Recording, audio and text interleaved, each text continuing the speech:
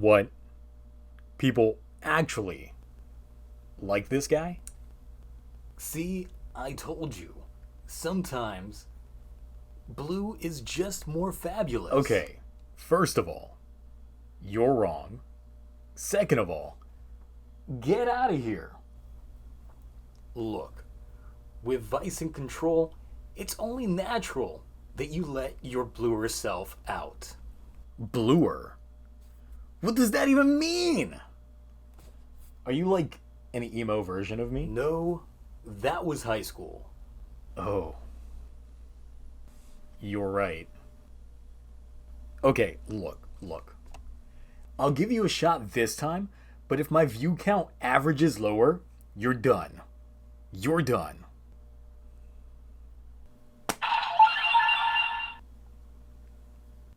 Oh, this is going to be more reoccurring than the premium Bandai exclusive life-size plush. It's Vice's day out as Iki gets his rightful retirement from the kinda spotlight. But not only that, it's demons galore with a major revelation at the end that was a major shock value that myself, Like, for real? nor Zio, I said what the fuck. saw coming. Hello there, this is Turbo Ryuki, in control and talking about the latest episode of Kamen Rider Nice Vice, episode 23. The A-plot from the last episode is still a thing, as the comedy duo from before are now hiding after the events of the previous episode. This leads to the manager of the group to dump them in favor of the other duo. As it turns out, the culprit this whole time was Mayu. We didn't see that one coming. She's the supporter from the last episode, as it's revealed that she shopped at Walmart and got herself some cost-cutting Vice stamps of not Megalodon and not Mammoth, cause we got the shark and the elephant Vice stamps here, and they're in her possession. However, the question I have still is, first of all, where did she get them, and who gave them to her? Look, I honestly don't care too much about the A-plot in this episode. It was very minimal.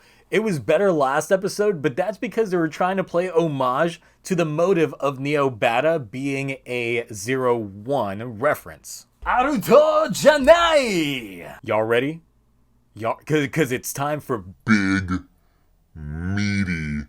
plot time. Delicious. As Vice makes the debut as the lead of the show, Daiji, along with the folks over at Phoenix and a very pissed off George, snatch up the rolling Vice stamp. It's on a whole nother level of manufacturing, as his Libra driver from before was something that he had already designed but scrapped.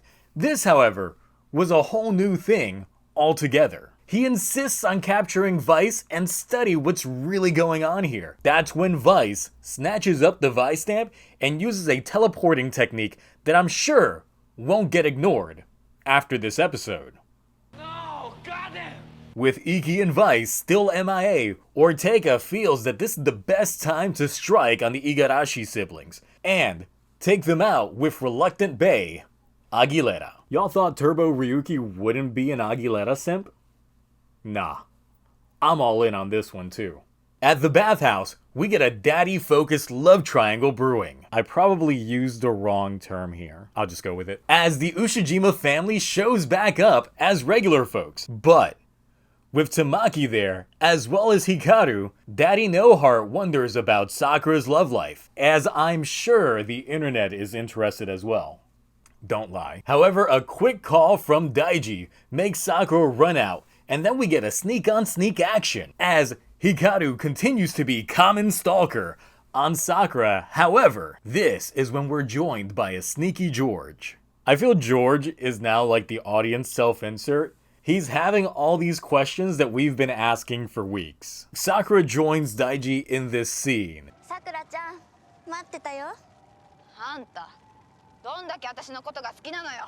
Okay, this is really becoming a Sakura dating sim where you get to choose between Hikaru, Tamaki, Aguilera, and Karate, with emotional support of Love Cove just being there. That plush is the whole reason I exist. Daiji gets smacked out, knocked out, and so does Sakura. However, it is then that we get a surprise appearance by Kurio. I mean, Kagero. You know, Evil is really underutilized by now. Y'all claim that he's bitching out because his stats on Writer Wiki shows that he's got a power level of Yamcha from Dragon Ball. If official stats were relevant, Skyrider wouldn't have been one-shotted by Decade in Movie War 2010. Look at this! 10 tons of kicking power versus 100. Get the fuck out of here with that. So, arbitrary numbers aside, Evil actually holds off demons pretty well when you consider how strong demons kick is compared to Evil's punch. See, now while all this is going on, Vice has been enjoying his time in control, all to keep Iki safe, and gets called out on it too. So when Great Value Megalodon and Mammoth show up, it's Vice's time to shine. Yo, what the fuck is this shit? I'm not the only one that noticed this, right? Something is up with Vice's face mask in this scene, and it's so fucking cursed. You know, I'm just gonna leave this up for like a couple more seconds. Look at it! Needless to say, jacked Revice makes quick work out of the two Deadmans, only to still reveal that Vice is still in control. This is when Sakura shows up to the Weekend HQ, and this proves one of the theories Zio had in his last review, but proves a theory that he had in the comments section at the same time as well.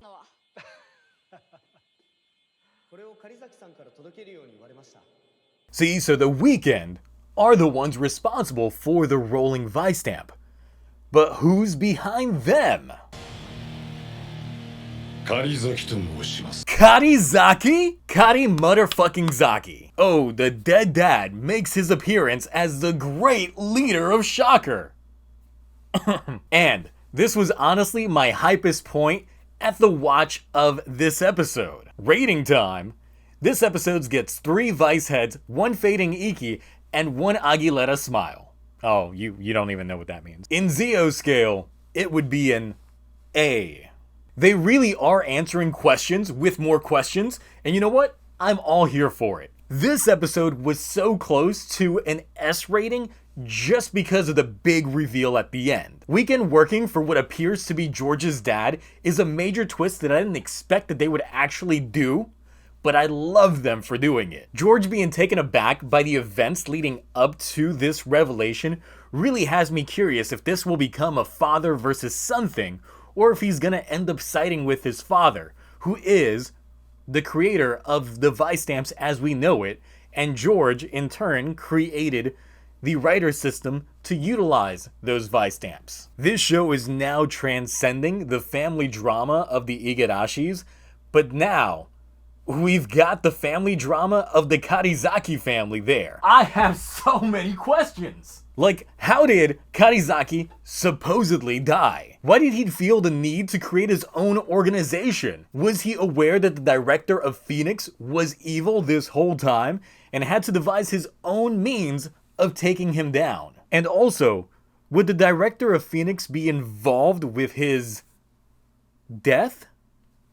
So many questions. Either way, we're gonna let this speculation train roll as we continue on to next week. What are your thoughts on these revelations? Weekend is really looking like the place to be right now. How about Iki's predicament? Side note, I did take a look at the photo from the last episode in this one, and Iki is still visible, so they aren't playing up the disappearing act just yet. Actually, I just thought of something. Could the Ushijima's family, their stay at the bathhouse for so many years, have something to do with Genta's missing heart? Were they related to that whole matter the whole time? Questions. Questions, questions, questions. You know what? I'll leave it at that. Who knows who will review the next episode next week? So, until then, this is Turbo Ryuki, signing out. Also, if you'd like to join in on the live speculation train, on Sunday nights on Twitch, I've started doing something on 10 p.m. Eastern Time I call Superhero Time. If you know, you know. I can't say much more on what goes on there because the YouTube gods honestly wouldn't like it. So I'll just leave it at that and say, come hang out.